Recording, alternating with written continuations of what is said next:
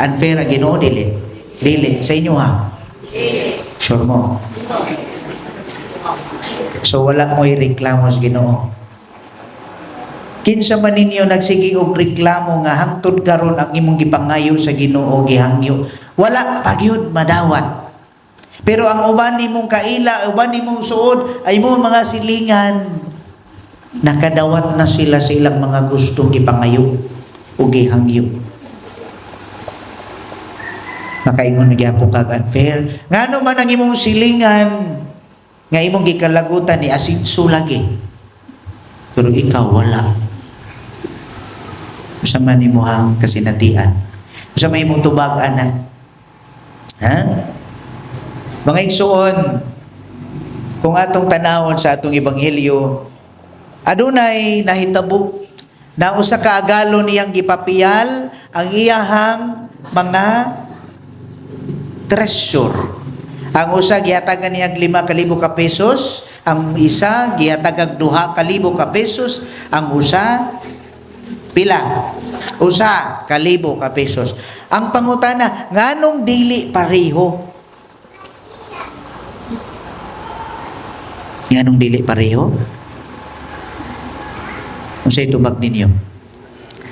Makita ang tubag diri sa ato ang ebanghelyo nga niingon siya, hatagan ko silang puhunan sumala sa ilang katakos. Klaro? Klaro? Sumala sa imong katakos. Kung nangandoy kag house in lot nga dako kayo, kung wala pa gihapon, dili pa siguro ka takos. Dili pa ka ready. Kung nangandoy ka magbilyonaryo, dili pa ka andam. Dili pa naihatag kanimo. Kung unsay imong hangyo sa Ginoo nga wala pa, there might be a reason nga ang Ginoo ray na sayon. Dili pa gayud ang ayan nga ihatag kanimo karon.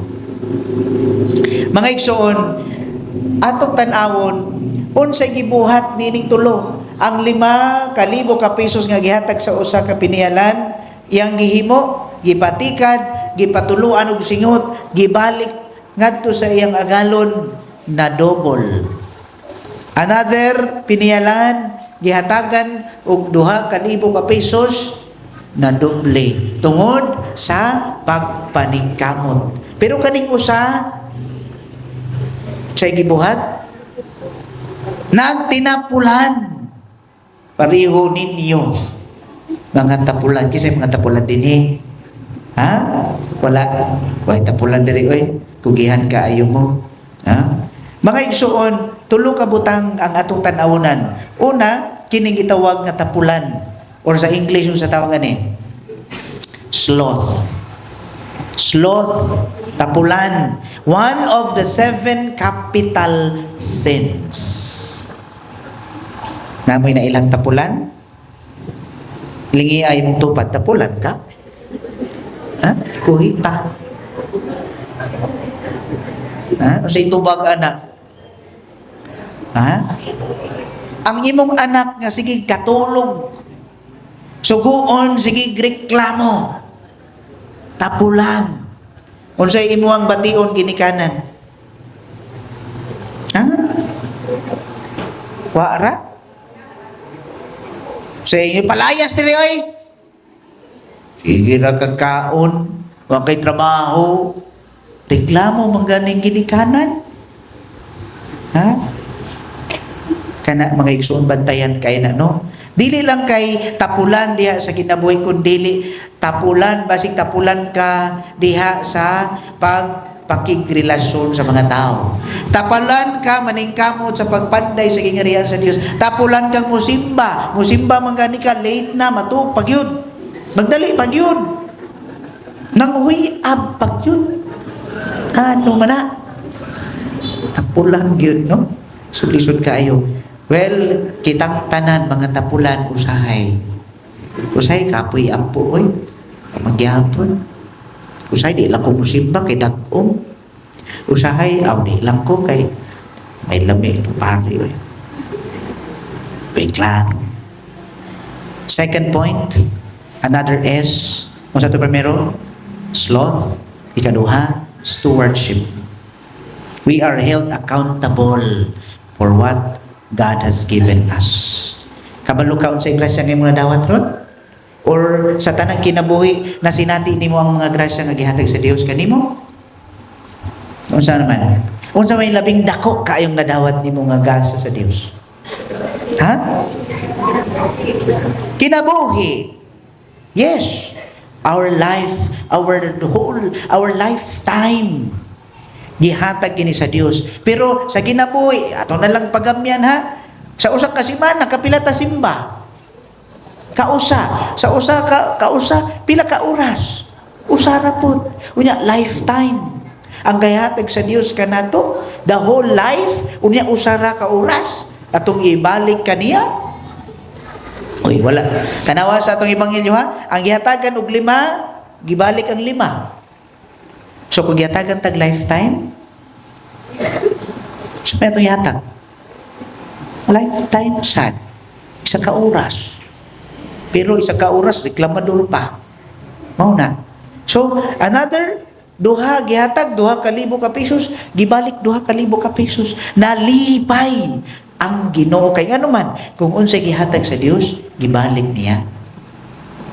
Ang katapusan, zero balance, utangan. Unsay nahitabo sa katapusan ingon ang Ginoo? Kanang imo nga walay klaro, imong gibalik nako ang ako ang gipapiyal kanimo 1,000. Kuhaa ihatag ngadto sa naghimog 10,000. So, ikaw nga naningkamot, ikaw nga nagpasalamat sa grasya sa Dios ug imong gipatikan ug naipatuoan nimo sa singot diha sa pagpaningkamot uban sa grasya sa Dios, mas makadawat ka o mas daghan pa. Would you believe that? Would you believe that? Yes, yes. Muy klaro.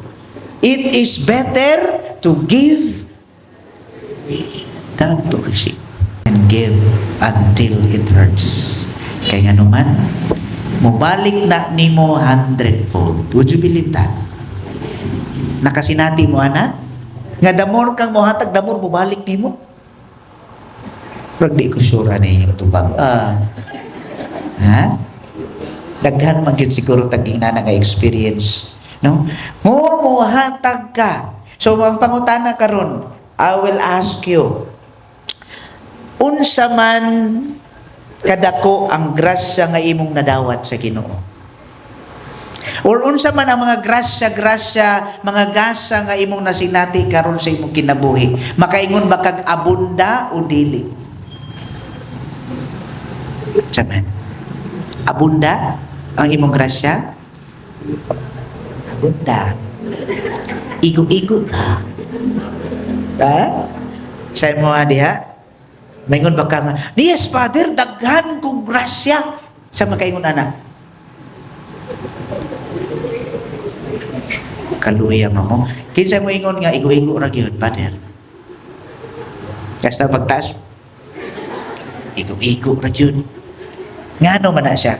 Ano na komentarista ni ingon nga, nganong gamay ra ang imong grasya nga nadawat? So ito ba? Kay gamay ra ang imong gihatag. Life seems ironic. And that is biblical. Di ba? Kung imong itugyan imong kaugalingon, the more nimong isubmit, no? Take up your cross and follow Him. Deny yourself. Kinsa kadtong kawad-an sa iyang kaugalingon, hatagan niini. Kinsa kadtong nagtabang sa mga kabus, naghalad diha sa mga maayong buhat, mubalik kini kanimo 100-fold. So kung karon mayong kang gamay ra ako, kay ngano gamay ra ang imong gihatag. Dungagi pa na. Kung gusto ka makadawat og daghan pagayon, dungagi ang imong paghatag O mao na yung ikatulong punto. Number 1, sloth. Number 2, stewardship. Number 3, share. 3S. Share your 3 T's. Time, talent, treasure. Wala kay treasure, wa ko'y kwarta, piso ra. Ihatag ka, dili. Hindi ko mahatag kay piso na lang ni. O sige, wa kay kwarta, you have the talent. Na kay talent, wala. Unsay talent ni mo? Mag-audition ta. Mga choir na to, ninot mintingo. Ilang gisubmit, ilang 1 hour o mga practices nila sa Ginoo. Kamo nanimba kung sa talento ninyo nga inyong gigasa sa Dios. O, kanang inyong tingog diha, gamita sa naukanta. No? Kung mutubag na yung mga responses, tubag. Bisag ka na lang. No? Time, kung wala kay treasure and talent, you have the time.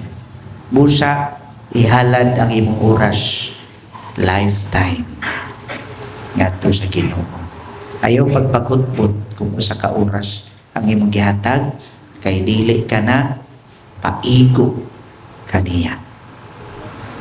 Busa inaot pa ang punto sa ato ang ebanghelyo, ayaw pagtinampulan kay dili malipay ang Ginoo. And also remember that we have this responsibility sa gihatag sa Dios kanato. When much is given, much is expected from you. Halaka, bantay yun mo. Busa mga igsoon, mag-ampog kita. Nga, pangayon na to ang Kristo sa Dios, nga kining tanan atong nadungog, dili lang tamas dunggan, pag uli, wala na. Usik ra kaayo imong pagsimba kung wala kay nakuha o wala nimong puy sa imong kinabuhi. Amen?